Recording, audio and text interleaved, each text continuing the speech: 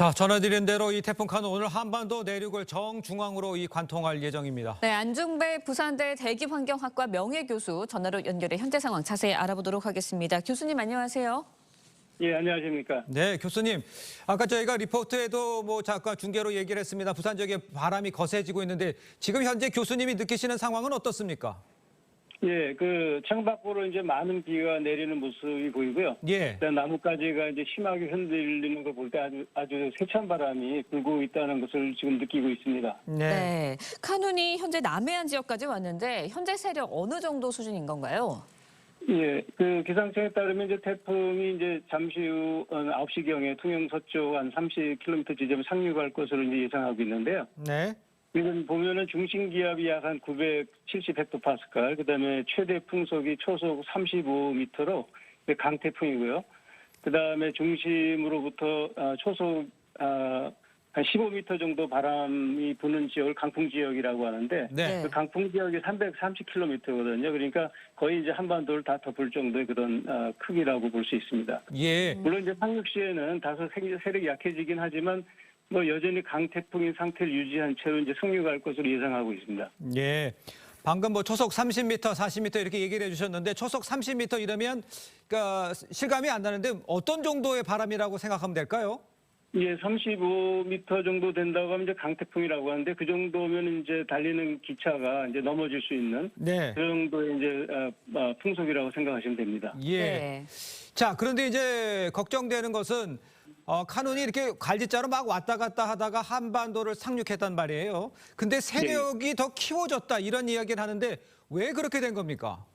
예, 두 가지 원인이 있을 수 있는데요. 네. 먼저가 이제 태풍이 발달해서 진행하는 북서 태평양의 해수 온도가 평년보다 높기 때문에 태풍이 이제 해양으로부터 충분한 에너지 공급을 받으면서 세력을 키워나갈 수 있었고요. 네. 특히 남해에서 오키나와에 이르는 바다의 수온이 평년보다 2도 내지 3도 높은 28도에서 30도 정도의 이제 고수온 상태에 있거든요. 그래서 이제 태풍이 세력을 그대로 유지한 채로 이제 한반도로 올라올 수 있었고요. 네. 둘째는 이제 이번 태풍 카눈의 특징 중에 하나가 이제 느리다는 거거든요. 느린 속도입니다. 그래서 이 느린 속도도 한몫을 했다고 보는데요. 네. 속도가 느린 만큼 이제 바다로부터 충분한 수증기를 공급받으면서 이제 세력을 유지할 수 있다고 봅니다. 네, 이번 태풍 카눈 경로도 참 특이합니다. 한반도를 내륙으로 관통한다는 건데 상대적으로 이례적이거든요. 왜 바다로 향해서 가지 않고 내륙을 향해 오는 건가요? 예, 이번 태풍 카눈의 이제 또 다른 특징 중에 하나가 이제 이례적으로 한반도를 남북으로 관통할 거라는 건데요. 그러니까요. 실제로 이제 기상청 자료를 보면은 태풍이 한반도를 이렇게 남부로 관통한 전례가 없었던 것 같이 보여요.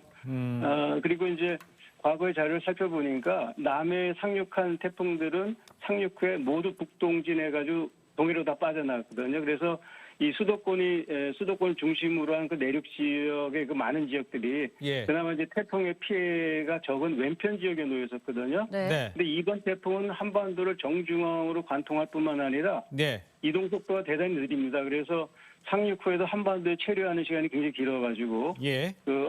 엄청난 양의 폭우와 강풍이 전국적으로 이제 발생할 것이기 때문에 상당히 좀 만반의 준비를 해야 될 상황이 발생했고요. 네. 또 한 가지는 한반도를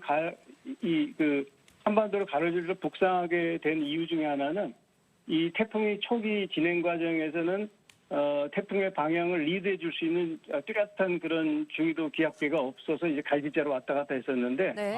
한반도에 만들어진 북태평양 고기압하고 대륙 고기압 사이 골짜기가 이렇게 만들어지면서 8월 7일 이후에 이제 이 태풍이 방향을 잡고 우리나라 쪽으로 쭉 북상을 하게 된 것으로 봅니다. 네. 예.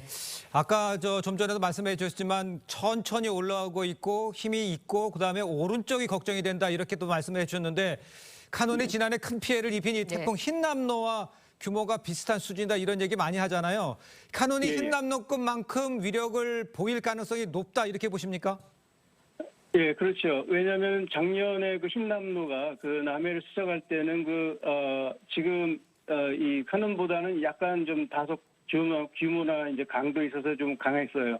근데 이번 태풍은 그와 달리 그 당시 태풍은 이제 그렇지만 이제 강하긴 했지만 부산 지방을 스쳐 지나갔기 때문에 네. 한반도 대부분의 지역이 그 예. 태풍 진행 방향 왼편에 놓이면서 상대적으로 좀 덜 위험한 반경에 있었거든요. 네. 그리고 또 이제 태풍의 진행 속도가 당시 빨라가지고 태풍이 한반도에 미칠 수 있는 그 영향을 미치는 시간이 상대적으로 짧았습니다. 근데 이번 카눈의 경우는 이제 한반도를 정중앙으로 통과할 뿐만 아니라 한반도에 체류하는 시간이 대단히 길기 때문에 훨씬 더 위협적이라고 볼 수 있죠. 그렇군요. 네. 근데 내륙을 관통을 하면 수증기를 머금을 수 있는 가능성도 그만큼 적어지지 않습니까? 그렇다 보니까 세력이 약해질 수도 있지 않을까라는 생각도 드는데 어떻습니까?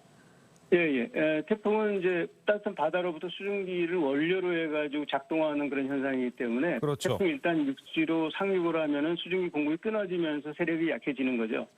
그렇지만 이 상륙을 한 경우에도 이 태풍 자체가 갖고 있는 크기가 거의 그 직경은 한 600km 정도 되거든요, 현재. 네. 그렇다고 하면 그 자체적으로 갖고 있는 수증기도 상당하기 때문에 그 관성에 의해서 쉽사리 이렇게 약해지지는 않습니다.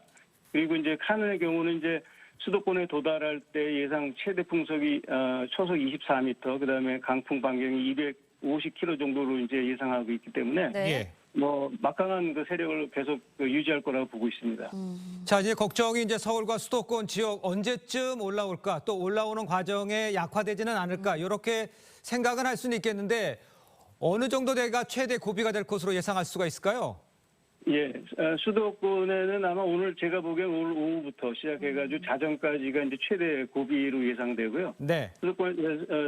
수도권에 가장 가까운 시기는 아마 그 오후 한 9시 정도 이렇게 될 걸로 예상하는데 네. 이 수도권을 통과할 때도 이 중심부의 그 풍속이 초속 20m가 넘을 정도로 이제 그 태풍으로서의 위험은 그대로 갖고 있거든요.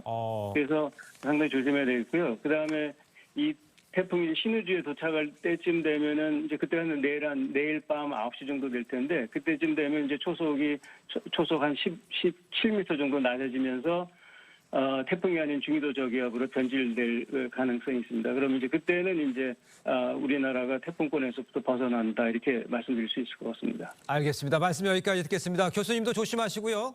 감사합니다. 예, 고맙습니다. 예.